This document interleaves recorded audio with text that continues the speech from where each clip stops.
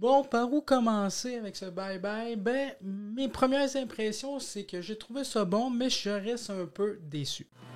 2021, ça c'était juste le début. 2021, le party continue. En 2022, surtout changez rien. Ah oui, 2022, on se revoit l'an prochain. Salut tout le monde, j'espère que vous allez bien. Aujourd'hui, une petite critique sur le bye-bye. J'en avais fait une l'année dernière sur le bye-bye 2020. Donc, j'ai voulu retenter l'expérience cette année. Pour commencer, je vous souhaite une joyeuse année 2022 en espérant qu'on ait une meilleure année que 2021. Donc, je vous souhaite vraiment la meilleure des choses, mais le plus important, c'est vraiment la santé et que vous passiez du temps avec vos proches. C'est ça l'essentiel. Venons-en au fait, le bye-bye 2021. En fait, je trouve que le problème de ce bye-bye-là, c'est le syndrome de la suite. Tu sais, comme les fameuses comédies américaines ou peu importe les comédies tout court, ben il y a une suite, puis c'est moins bon. Parce que là, on s'entend que l'année dernière, c'était la première fois que dans le bye-bye, il parlait du COVID. Puis là, il en reparle encore beaucoup. C'est un peu normal parce que c'est tout le temps ça qui est aux nouvelles aussi. Tu sais, veut dire c'est une pandémie, fait que c'est tout le temps ça qui revient tout le temps sur le sujet. Fait que c'est toujours un peu la même affaire. La moitié du bye-bye, c'est encore des gags concernant le COVID. Mais là, ça passe peut-être un petit peu moins parce que peut-être qu'on est plus lassé aussi, c'est normal. Puis en même temps, ils ont peut-être étiré la sauce avec les gags sur le COVID. Donc je trouve que ça marchait moins bien que dans le bye-bye 2020. Personnellement, c'est mon avis subjectif. En passant, tout ce que je dis là, c'est subjectif. Peut-être que vous l'avez super aimé et peut-être qu'il y en a d'autres qui l'ont détesté. Si vous l'avez détesté, regardez-le pas. Tout simplement, regardez-le pas. Soyez constructif. Je vais essayer de l'être constructif dans ma critique d'ailleurs. Je dis juste que j'ai été déçu, mais je l'ai quand même globalement aimé.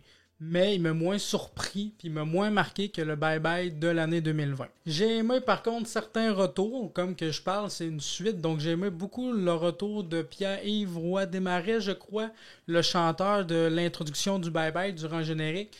Donc lui, il est vraiment excellent, là, il fait des drôles de faces, il est vraiment très drôle, vraiment très bon dans ce style de comédie-là.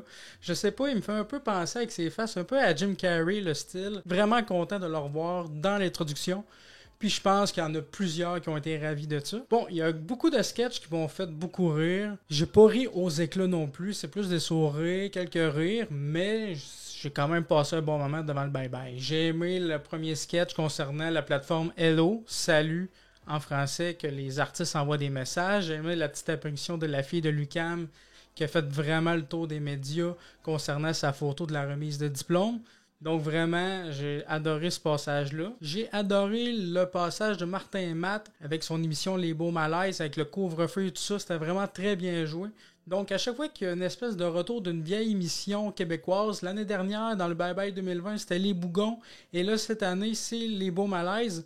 Je trouve que malheureusement, ils n'ont pas joué assez avec les Beaux Malaises. J'aurais aimé ça avoir comme une sorte de sketch 2 des Beaux Malaises dans le Bye Bye 2021. Dans le Bye Bye de 2020, les Bougons avaient fait plusieurs apparitions.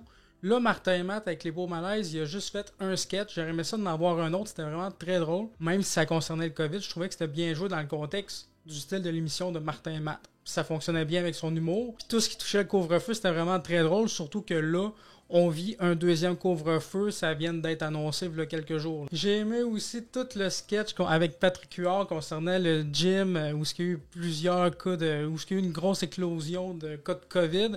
Donc j'ai vraiment tout adoré l'ironie de tout ce qu'ils font pour nos mesures, c'est super top là. C'était vraiment très drôle. J'ai aimé aussi le petit hommage de la série Walking Dead avec les Woke, avec le premier ministre François Legault, joué par Claude Legault. D'ailleurs, le maquillage était vraiment sacoche. Je trouvais qu'il ressemblait vraiment à François Legault. Donc, un point fort pour les maquillages. La réalisation aussi. J'ai aussi aimé le gag concernant Guillaume Lemaitre-Vierge, comme quoi qui veut pas se faire vacciner, qui attend un produit du Québec, qui va attendre un petit bout quand même, que c'est juste une excuse et tout ça. J'ai aimé tout ce côté-là avec son émission aussi. Chanteur masqué ou je sais pas quoi. J'ai vraiment trouvé ça très drôle. Justement, parce qu'on sortait du contexte du COVID un peu. On parlait plus de Guillaume Lemaitre-Vierge puis de son émission au départ, avant de s'en aller plus vers ses positions concernant le COVID, le vaccin et tout ça. J'ai aimé aussi le sketch concernant Alec Baldwin, qui l'ont transformé en prochain James Bond, puis qui tire avec son arme à feu. tout le scandale qu'il y a eu avec ça, toute la tragédie accidentelle qu'il y a eu avec ça. Donc, tout ce sketch-là, je l'ai beaucoup aimé, malgré le fait que ça vienne d'une tragédie, d'un accident. Puis un autre sketch aussi que j'ai aimé, puis c'était pas mal d'un dernier sketch, c'est tout le truc de la construction des travaux, les chantiers de construction au Québec. Donc tout ça, j'ai aimé ça. Puis là, ce que je vous dis là, c'est 2 sketchs qui concernent pas du tout le COVID. J'ai aimé aussi le retour de RBO, donc ça va faire plaisir aux vieux fans des bye-bye de RBO.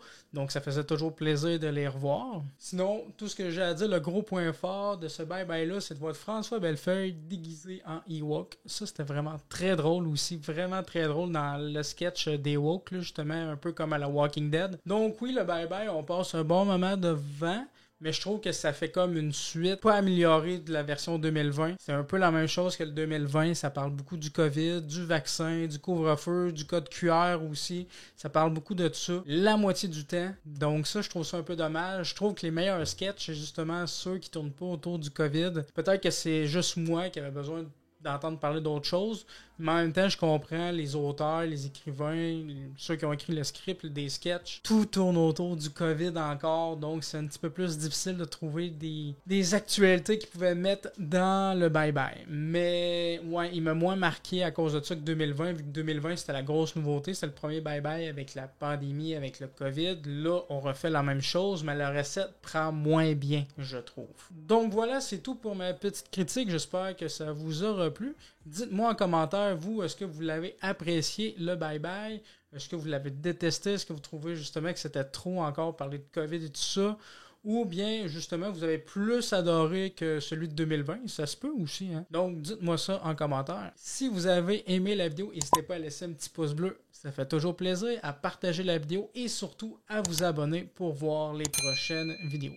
Sur ce, on se dit à la prochaine. Et je vous souhaite encore une bonne année 2022 tout le monde.